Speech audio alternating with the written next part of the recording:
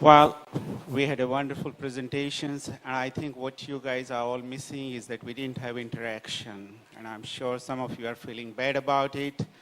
I wish we had more time for our Vice Chancellor, Pragya, the way she presented the things. It's simply mind-boggling.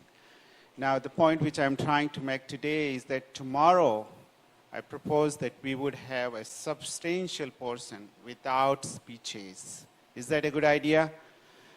Yes, we are going to have one part without speeches. So we should come out with some judgment, and that would be, we might mix it with the lunch or around lunchtime, and I think that's going to be the key part, because if we had left today without any something, who you are going to interact, what did we decide? We just listen to each other. We have to come to some quantifiable actions. Like this morning, I started with some thoughts, some ideas.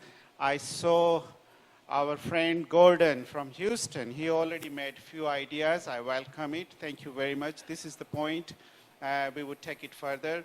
Now, today, we don't have much time unless our master of ceremony allows me to take her place and to allow you to ask one or two questions to the delegates, particularly if there are any points or questions from the delegates, then obviously we must take advantage of Samani, Vice Chancellor, Pragya. I'm sure you would be here. I hope you would be here tomorrow as well.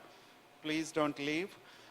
In the afternoon, we have to come to some definite, quantifiable things. Even if it's one, we don't have to make a big list.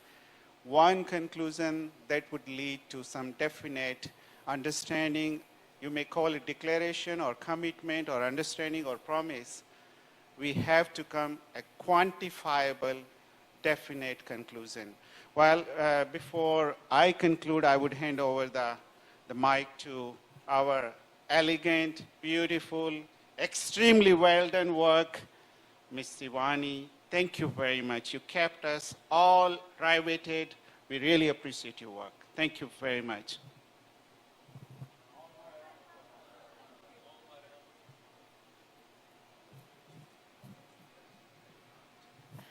Anybody has any questions? Because one shouldn't leave on a questioning note. If any of the delegates have something to ask, we can quickly go through that.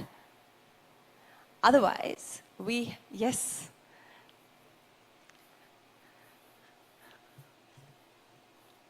Thomas Daffern from Scotland.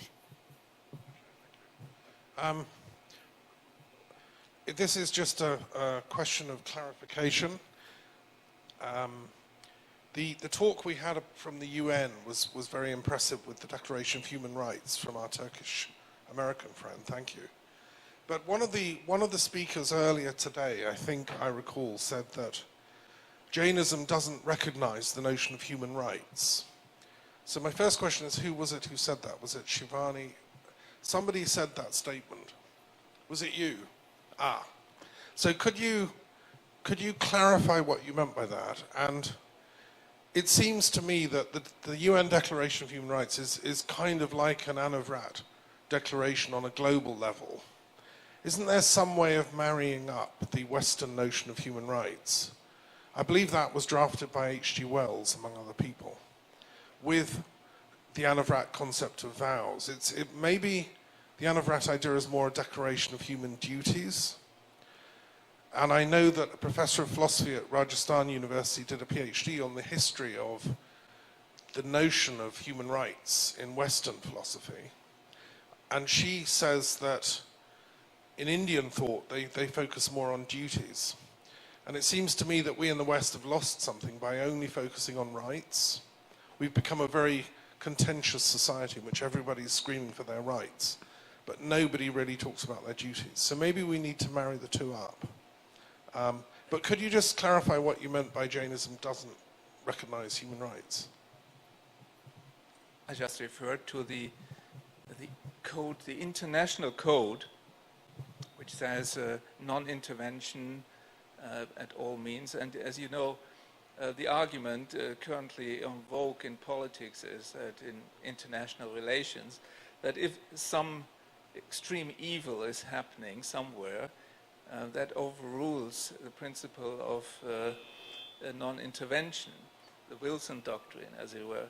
So that it is highly controversial. I just wanted to point out that there is a contradiction between the two. And now we have a question from Turkey. Actually, I'd like to make also one clarification. I think there is somewhat misinterpretation of the Universal Declaration of Human Rights, or any declaration, any rights, any bus we are talking about, whether it is UN, whether through civil societies, whether from the individual point of view. Because when we say rights, actually, it's like we want to, please give me, I want this. It's not that. It is actually what it is said.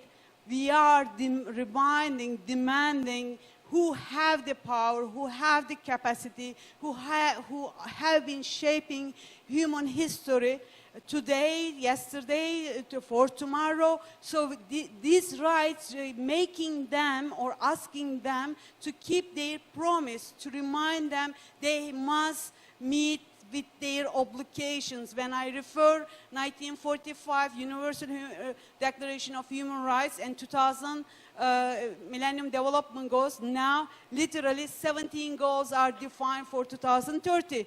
We can have endless declarations, but if the governments, so they have the power, yes, we have the power too, but we even can't make that connection. We don't have the power to decide on the nation level or policy level. We can vote maybe, we can use media if we have power, but we do our duties. That's why we are here.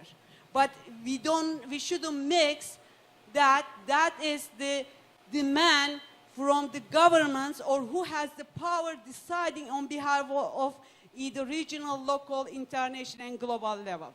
Thank you very much.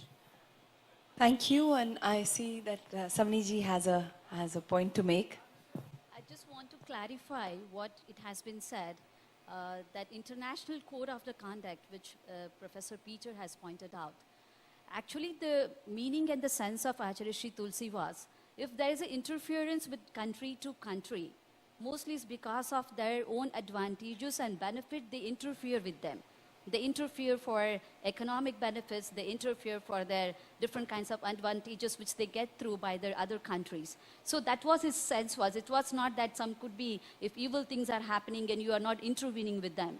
It's like if any country is in a selfish interest, interferes with the other country, it should not be, because it creates more damages to the more indigenous country. So I think that's what his sense was. Well, thank you for that. I think on that note, we've got a little bit of a perspective on the discussions of today, and we should probably conclude for a tea break.